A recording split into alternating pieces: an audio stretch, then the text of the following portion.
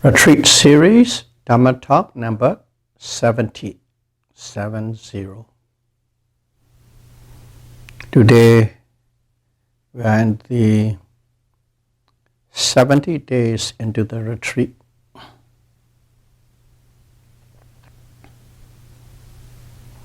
And every Dhamma talk is built around the practice, mindfulness, insight practice.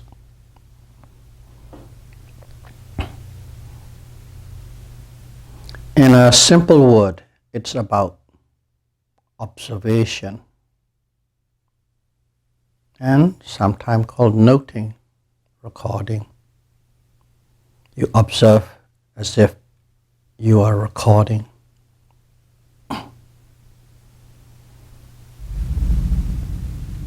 Note or observe the object that is obviously arising at the present moment with eagerness, alertness, wakefulness, and giving a great concern in this observation process. One must aim straight at the object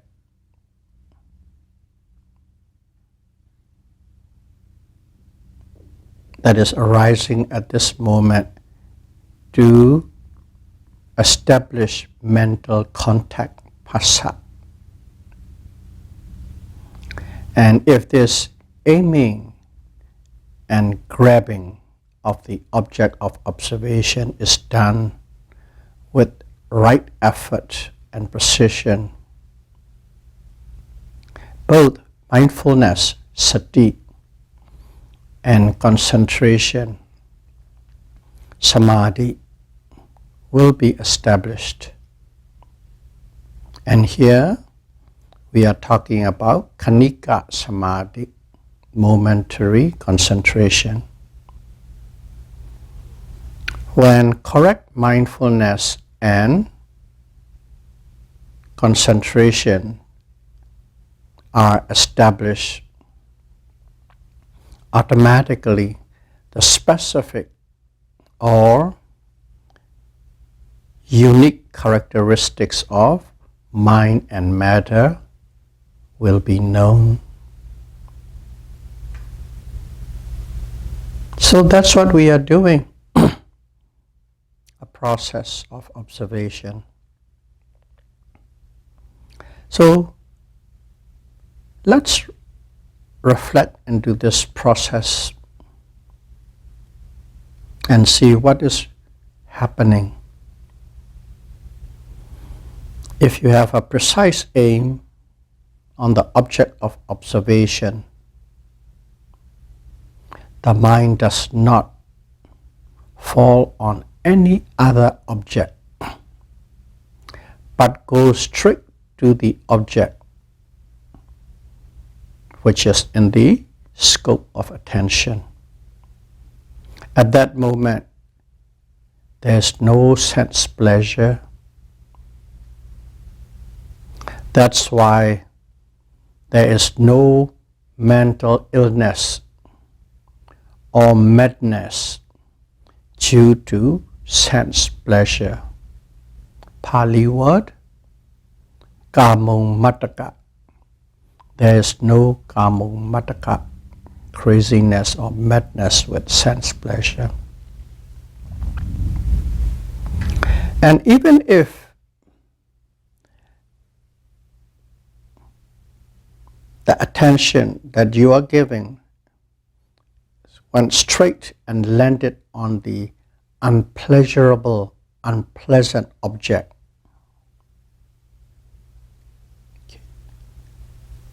there will be no aversion. There will arise no thought of cruelty. What it means is there is no madness due to dosa, aversion or greed. In Pali, there is no doso mataka. In short, there is no chance for any kind of wrong perception on the object can arise at that moment. In other words, all perceptions are right perception, correct perception. In other words, you know exactly as it is. So repeat this process, observation process, again and again. And if you can keep it again and again, one will be kept far away from the wrong view. Wrong view. Moho mataka. Craziness or madness with wrong view will not be there. So, if one applies with ardent effort, the mind will not be lazy, and it will hit the intended target straight on. And if there is no deficiency or excess in terms of effort, kilesa cannot arise.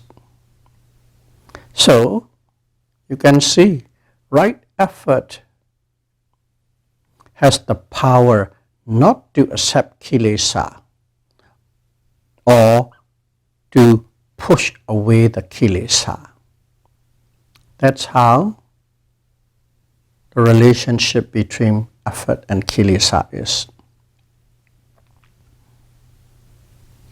And if one applies the effort with great attention continuously on all objects that are arising at the present moment,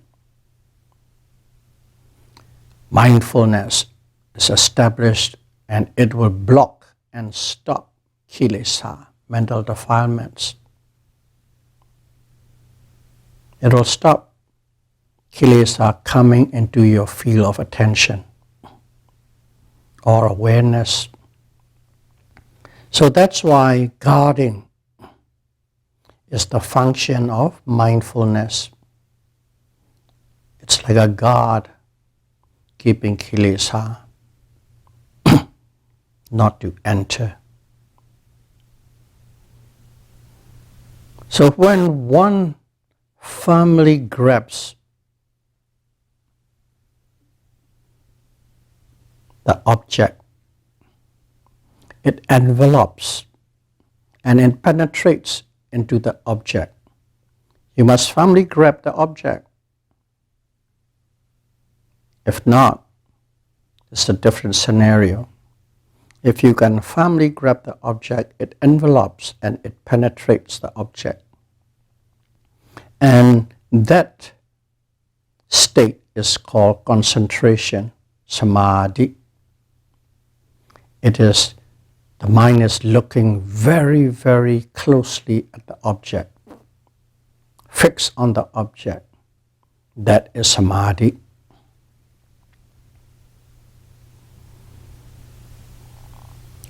Having a firm grip and sink into the object of the present moment with right effort is called correct observation. I'll repeat again. Having a firm grip and sink into the object of the present moment with the right effort is right observation. That's what we are trying to do, to get the right, correct observation. And a series of such observation, if you can keep a continuous series of observation, one after the other, that observation will be endowed with Vipassana jhana. To establish Vipassana jhana, you must have that correct observation, one after the other, continuously in a series for an extended period of time. Concentration that develops or that is arising together with Vipassana jhana will unfold the true nature of mind and matter. In other words, will unfold the specific and individual characteristics of mind and matter.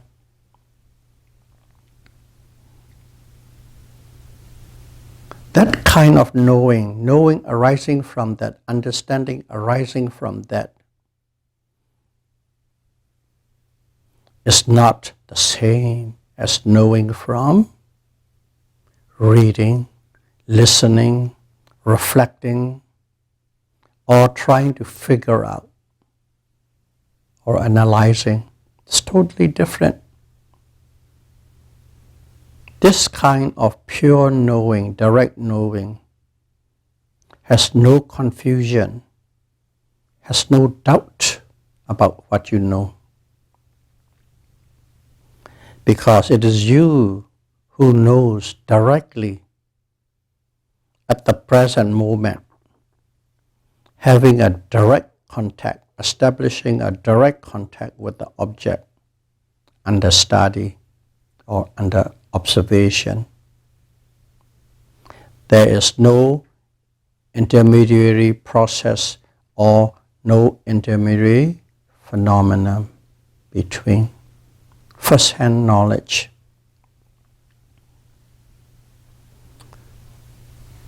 And when you're observing, you must not look for an object or search or scan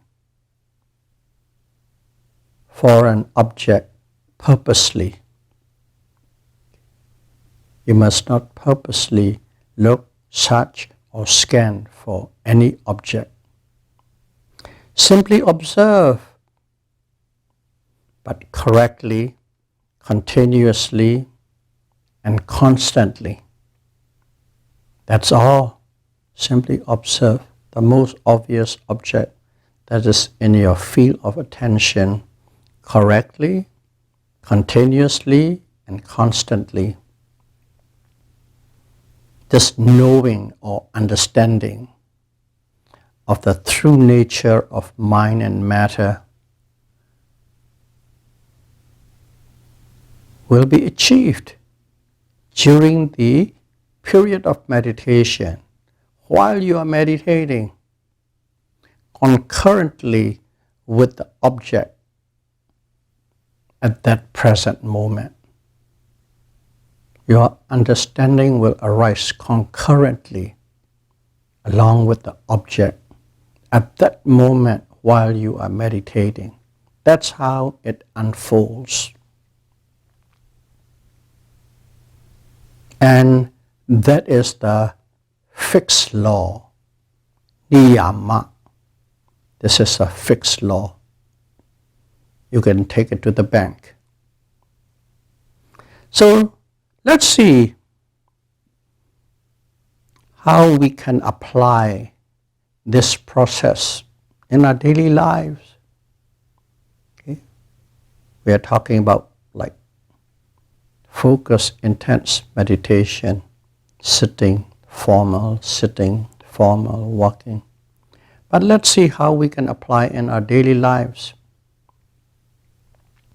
Some of you who have been listening to me long knows that in a daily life, I mentioned about setting up a program so that you can be quite deeply mindful,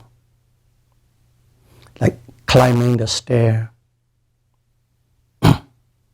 Whenever you climb up or climb down a set of stairs, go into that very precise, intense, deep observation.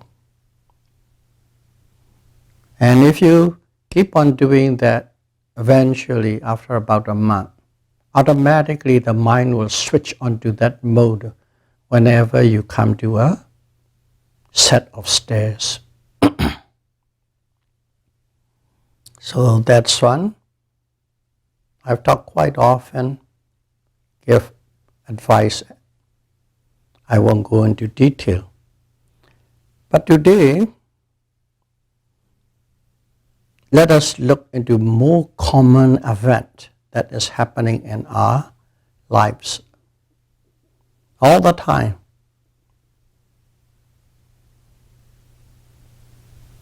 Very common. Sitting and standing. Sitting and standing. That's a very common thing that happens in our life. We have been, when we say sitting and standing, when you sit, eventually you have to stand. When you stand, eventually you will be sitting. So I will only approach from one point. When I say sitting, it also implies standing.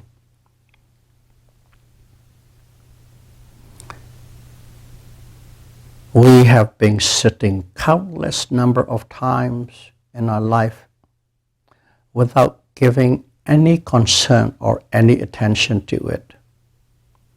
We sit every day, all the time, our whole life, sitting. And we do it in such a way, it becomes a pattern that we are not even aware of this sitting process. We are sitting, but we are not aware of it. It's so much so, it becomes an auto mode.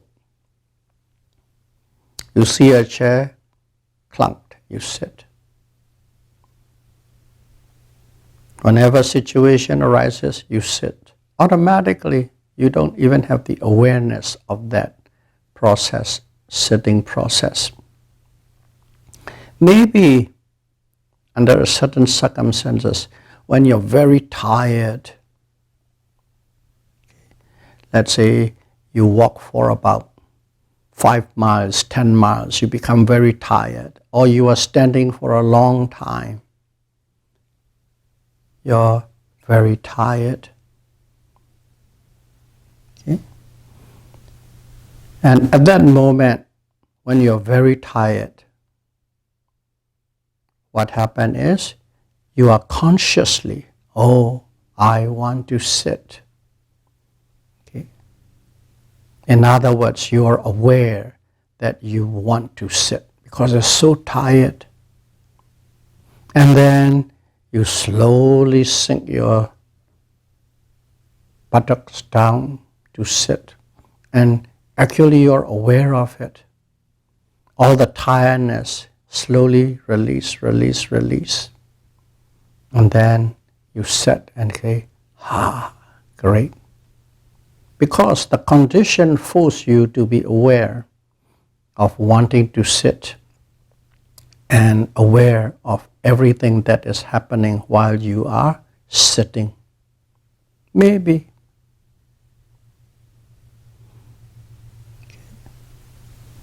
So, that is, once in a while it happens, not all the time. Most of the time it's an auto mode. You just sit, you just stand.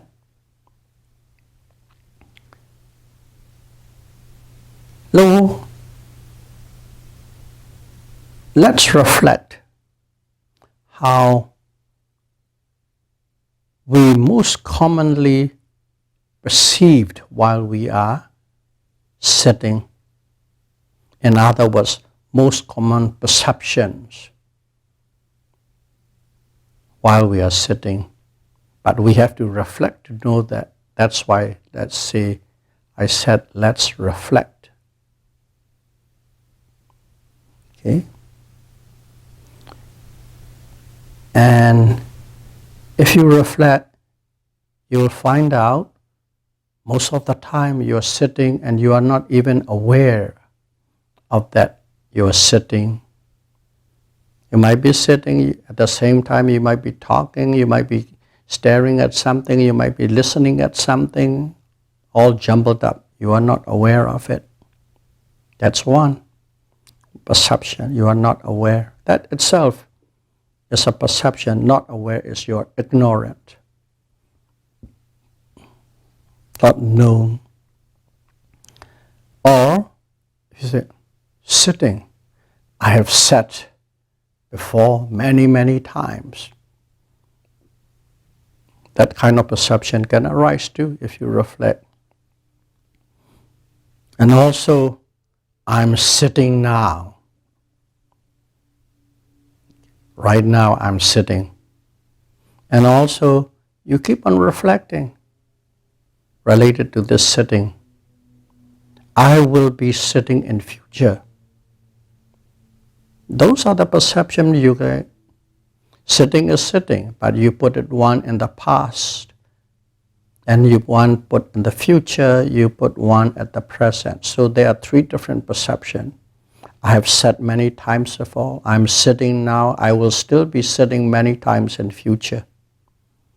That's how the understanding of perception will arise. And all these sittings are done by me. I am sitting. All these sittings are sitting actions are done by me. But let's put it into a different perspective, a different take.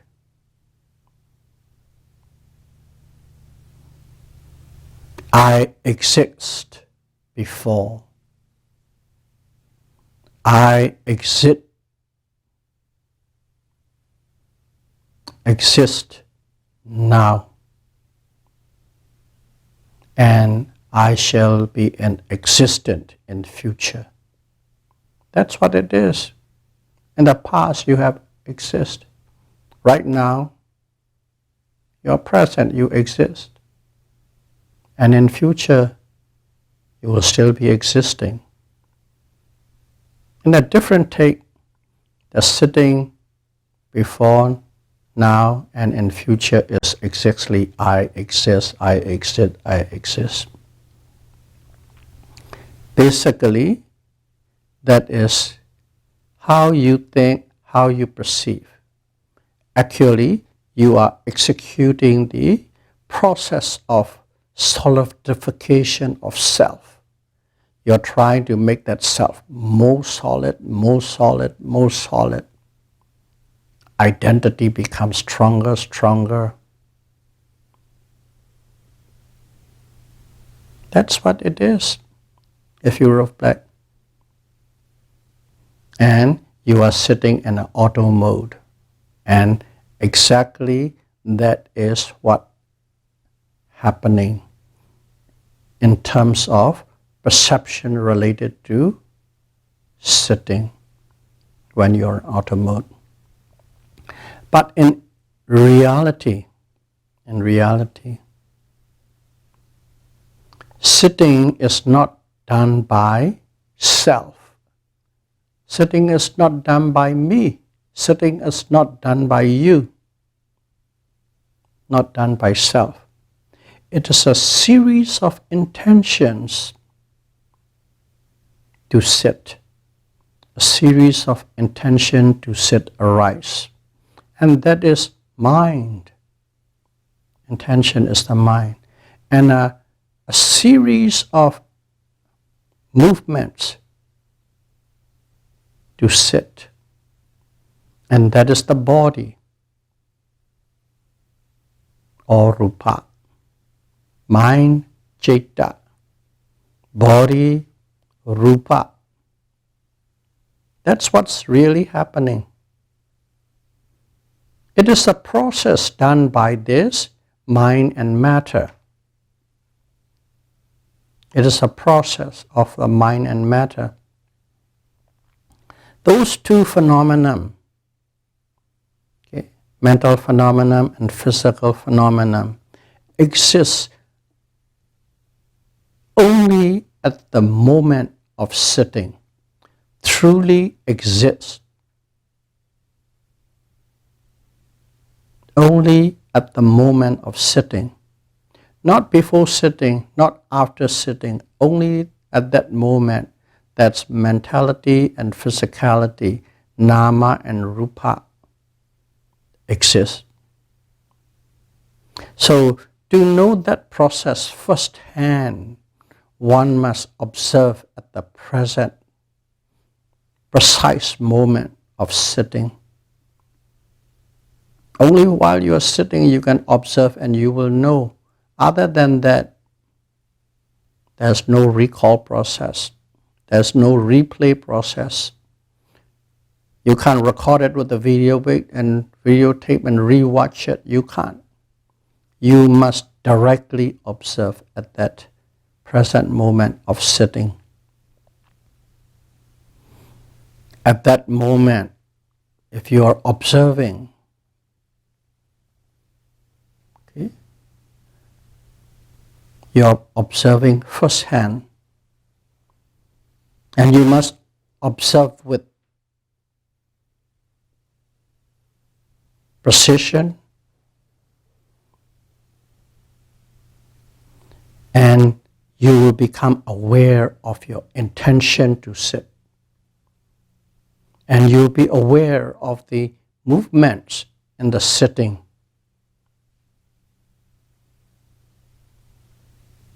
The movements, heaviness, lightness, stiffness, pressure, pain, and so on. There's so many things. If you are really observing closely, all these will be unfold in a series, one after the other. When you are skillful, become skillful, you will see one after the other. At the beginning, they are all jumbled up. You can't distinguish one from the other, but you have a sense. So, with deeper practice, intention before, many events, you will become known. Because when you are sitting, as an example, you want to sit,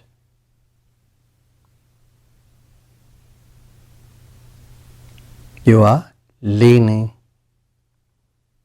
and then before that, after that, you're bending. But you're aware that you're leaning. You're aware you want to bend, it's bending.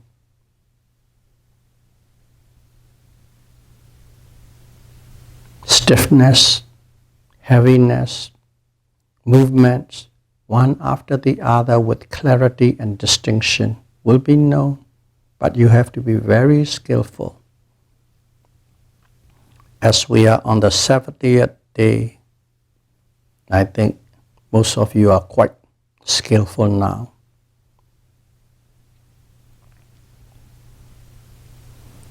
And all these things are part and parcel of sitting. Okay.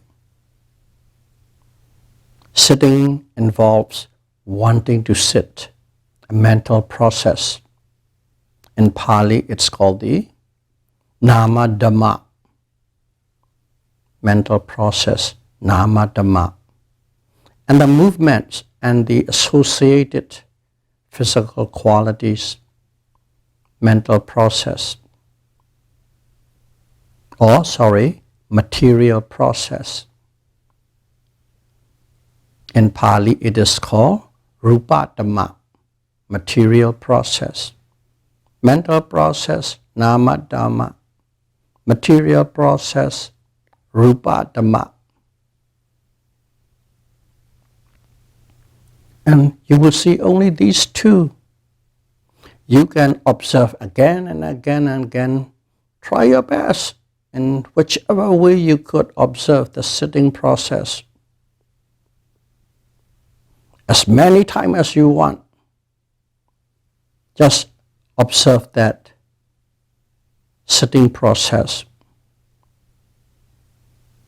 You will only see these two phenomena, Nama Dhamma and Rupa Dhamma, mind and matter. You won't find any third party.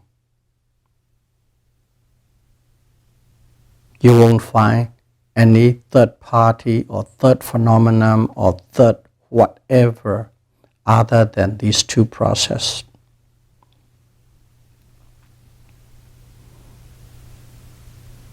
Nama and Rupa, mind and matter. So, the view or perception of sitting is done by me, the big me. That view or that perception, I sit, it's done by me. It's a wrong view. You will have or you will experience the right view only if you are correctly observing at the moment of sitting. That's the only time. You have only one chance, no second chance. If not mindfully observing, you are automatically in the wrong view mode. If not observing, you are automatically in the wrong view mode. We call it Ditthong in Pali, if you remember. Okay. Madness with wrong view. Ditthong.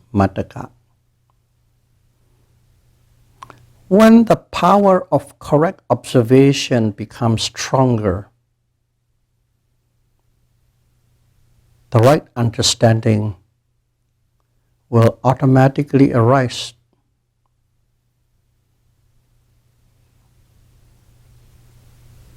And it will arise more frequently, with higher frequency. Okay? Because each observation, you are dealing with the wrong view or right view. But when your power of observation becomes stronger, when it comes to the bala or strong position, the frequency of having the right view become more and more and more. So your consistent effort will take you to a deeper understanding of the right view. Okay? Once you know, don't think that you have known everything. With time, with skill, with maturity, you know deeper and deeper and deeper. In-depth knowing of mind and matter and their causal relationship. Okay? You come to know in depth and you know their causal relationship.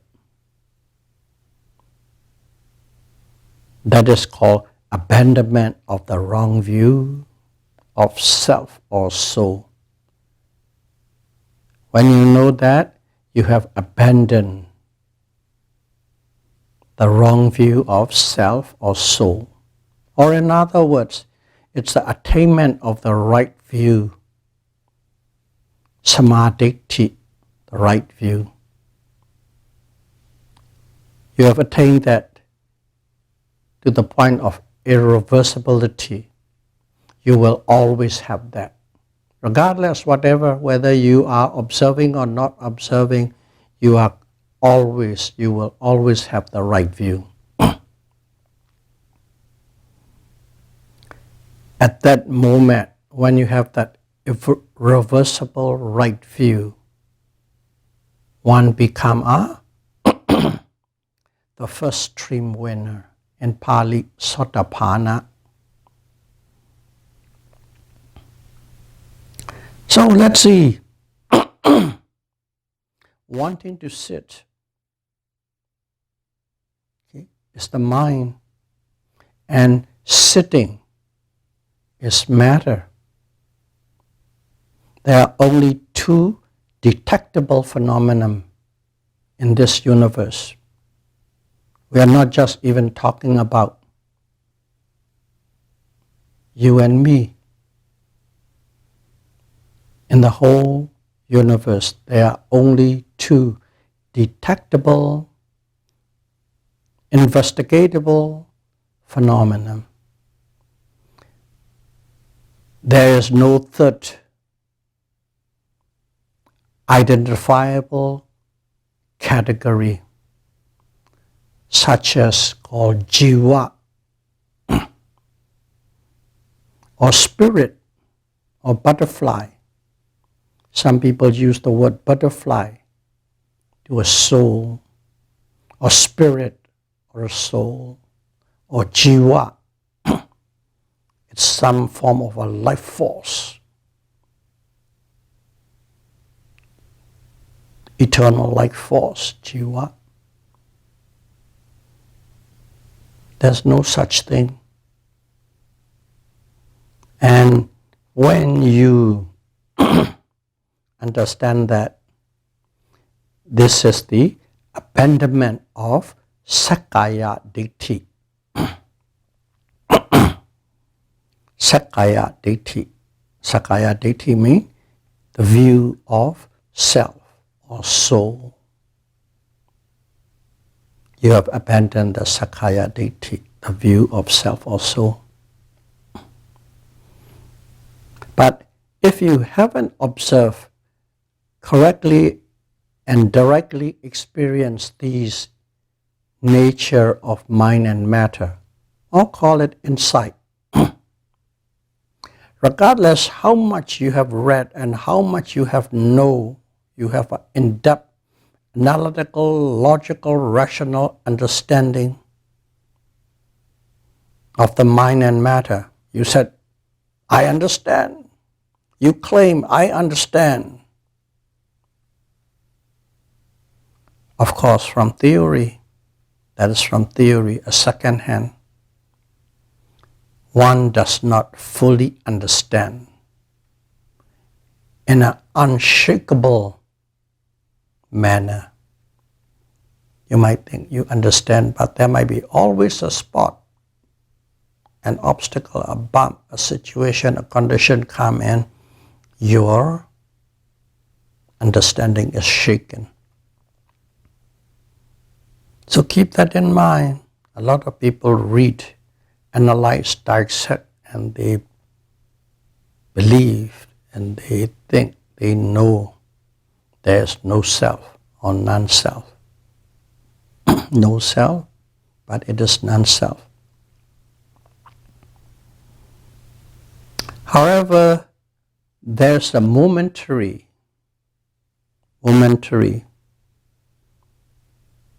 or even a part-time acceptance of this right view, samadhi. Even though you are worldling, putujana, you are not a Ariya, noble person yet, but you can still have the right view. Momentary basis or part-time basis, you can still have that.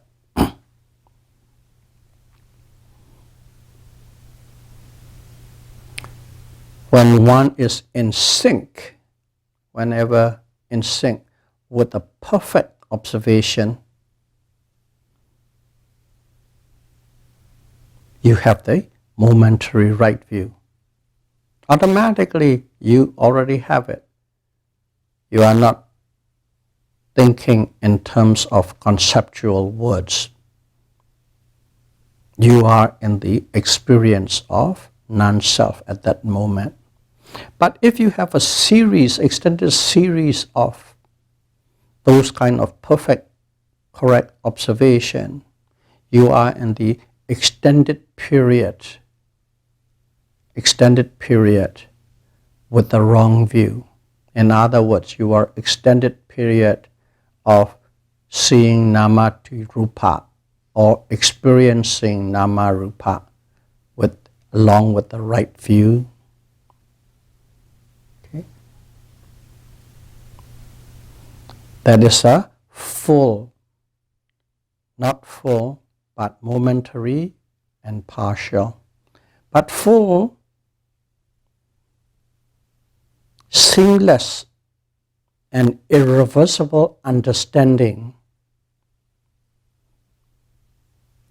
of the right view can be achieved only when you cross over to the domain of the Ariya, noble person. You have to pass the threshold from the Puthujjana, ordinary worldlings, into the Ariya, noble person domain. But if one lets the mind freely roam around, move around, okay, this attavada,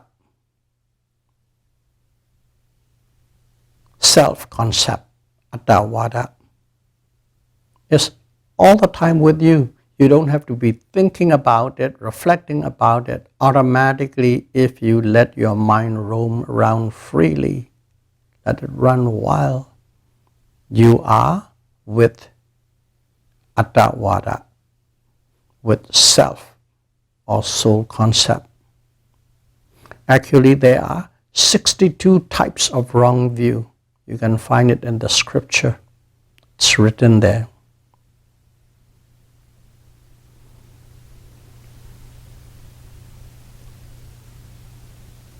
If anyone is without mindfulness, you will be caught in one of the 62 wrong views. One of the 62 wrong views. So, to know the three characteristics, okay, last Dhamma talk we go detail into these three characteristics. To know the three characteristics of mind and matter, okay, the Buddha has designed this Satipatthana, Vipassana, mindfulness, insight, meditation. He designed it. The purpose is to know the three characteristics of mind and matter. And the purpose of the Satipatthana, Vipassana is to erase or abandon wrong view of self or soul. And this self or soul concept or the view can be only eradicated with the path consciousness of a stream winner.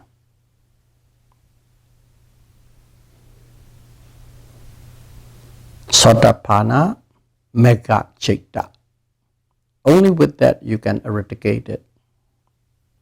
That is why we need to precisely observe all actions, behaviors, manners, movements, and intentions, and all full posture. You can't miss anything.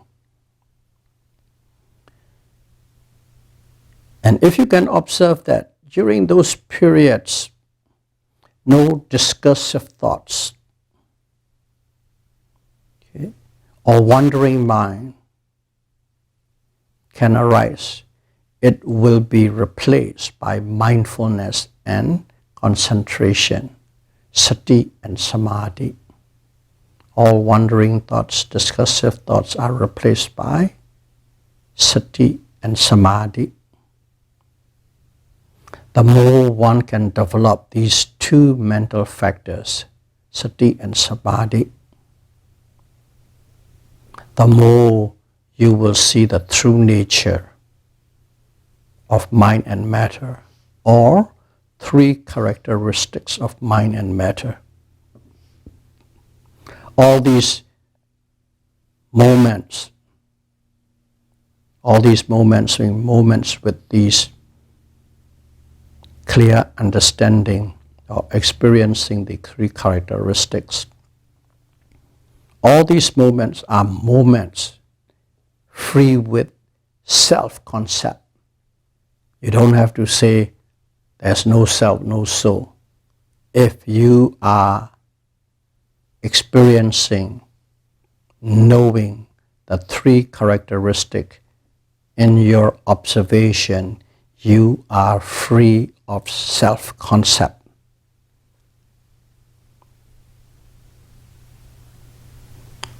Upon reaching the first step of noble person, Satipatthana, or the stream winner, at that moment, Daito Mataka, madness with wrong view, or mental illness of wrong view, is totally cured. At that moment, Daito Mataka, madness with wrong view, is eliminated, cured, erased, abandoned. And to reach to that state, you don't need to think, you don't need to reflect or imagine or analyze, dissect, figuring out, but simply observed correctly and precisely what is arising, whatever object is arising at the present moment in the mind or in the body. That's all that one needs to do. So the true yogi is observation. A true yogi is observation. Observation is true yogi. May you be able to observe precisely, correctly, continuously, and be able to unfold the three characteristics of mind and matter as soon as possible. Sadhu, sadhu, sadhu. Thank you very much.